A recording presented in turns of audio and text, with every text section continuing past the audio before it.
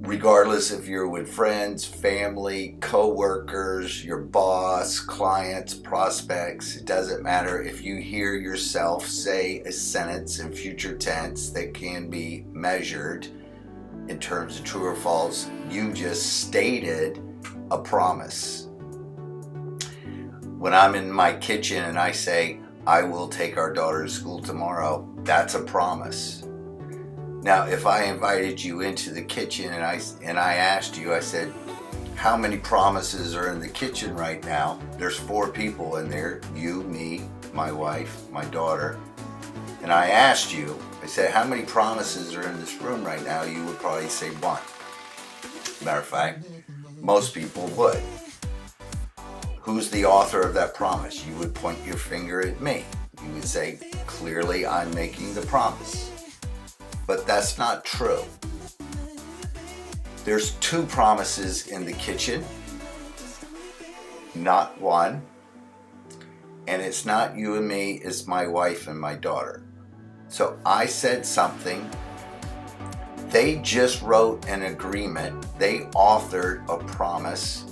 And my wife just authored a different promise than my daughter based upon what I just said. So co-authoring is by default.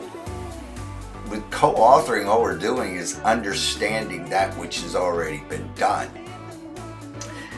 You're always co-authoring. You've authored over 1 million promises with yourself. You've never authored 1 promise with anybody else. Everybody authors their own promises, and this is very important because of number 2, don't make assumptions. My wife and my daughter inked a different deal. They wrote a completely different agreement. They just heard me say, I will take my daughter to school tomorrow.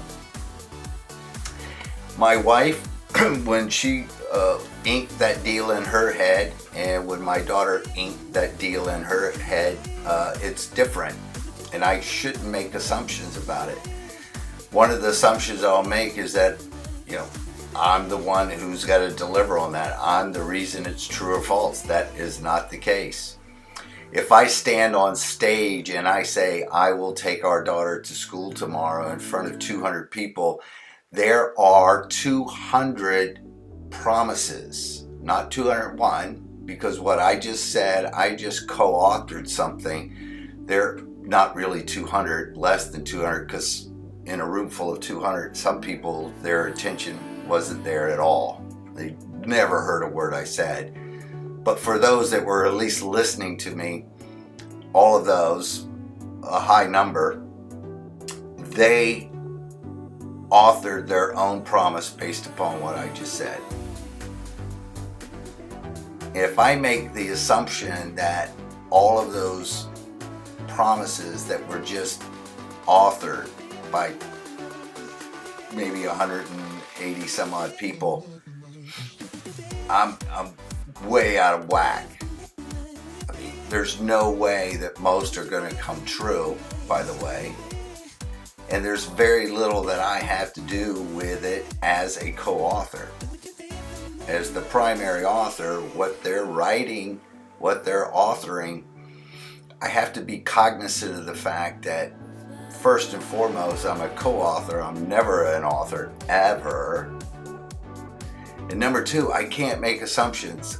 Back at the kitchen with my wife has got a way that she's going to measure this, and so for her agreement, a promise is an agreement.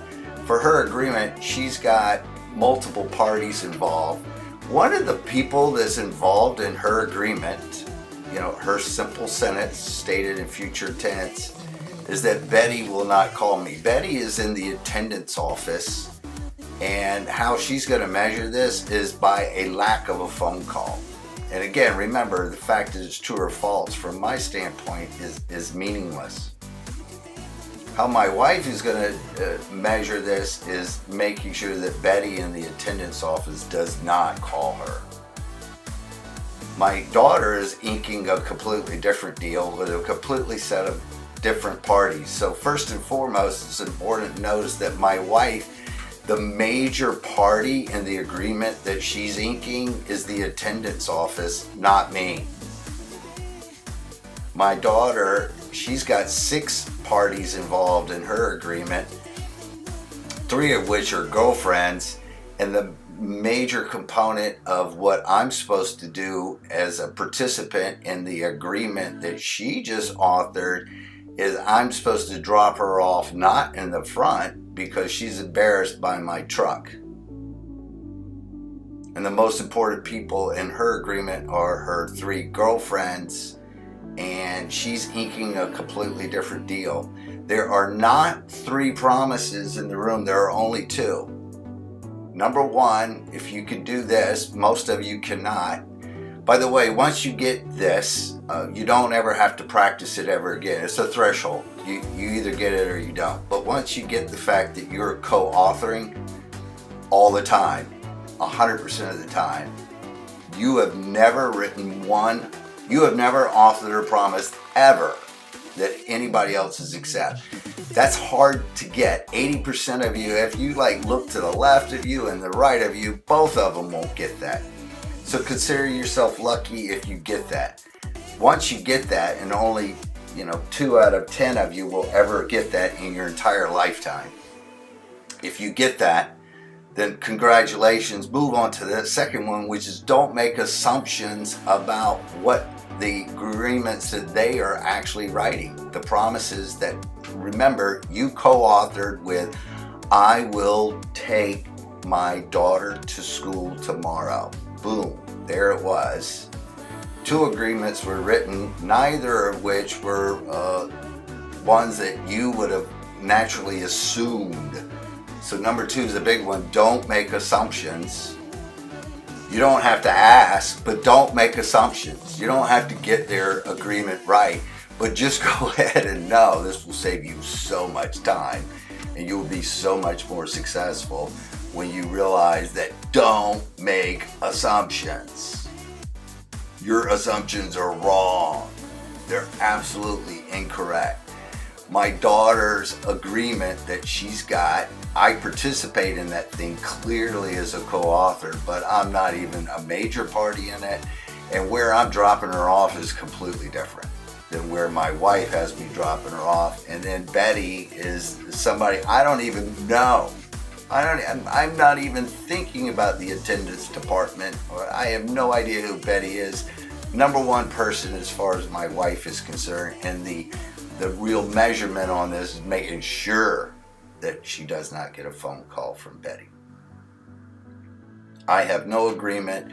I don't want to make any assumptions. And then number 3, when the shit goes down, when it's finally a promise is an outcome is past tense. So now how do we know when this is done? As far as I'm concerned, after she gets out of the car.